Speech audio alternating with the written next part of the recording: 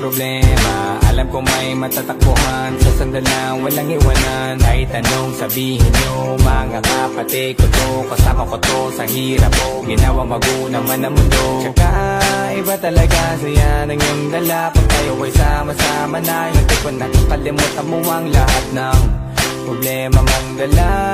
Basta ganun na nga, pag kayo'y kompleto na, mas masaya, diba? Gusto ko kasama kayo sa kulitan, sarap walang iwanan. At kahit na minsan nagkakaroon man tayo ng hindi pagkakaunawaan, tampuhan at galit, awayan, pag-usapan na lang sa tagayan. Di makatiis pag nakitang nakangiti, abiran wala na yan. Sabay halakhakan at palakpakan, kahit na walang nakakatawa. Ganyan kabaliw pag magkakasama, mapatingin lamang sa bawat isa. At bukod pa sa samahan natin na sa kabila ng mga pagsubok ka sa makita nararanasan, mas masaya lagi basta tara na.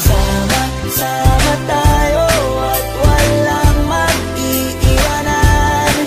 Kung may problema, tayo lang, di naman ang magtutulungan. Di pwedeng may maiiwan, lahat kasama pag may kasiyahan. Kaya't sama tayo na parang magkabarkada. Kami ay mga magkakapatid, magkakaibigan lang tingnan. Nagkakapikunan man minsan, wala pwede namang iwan. Kami din ang magkakasangga sa lahat. Kahit gano'ng kabigat, ano bang hirap, mapapalitan na sarap. Pa sa tayo ay magsikap, sagana sa tawa pagkasama sila. Pero hindi na bago, walang kasing saya. Kaya sa kanila kompleto na. Kung may kapatid ka na, may tropa pa, hindi kotang-kota na. Wala na kong mahihiling sa kanila pa lang ay sobra na.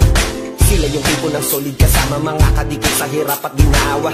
Kahit magkakalayo, darating ka agad kapag napasama ka.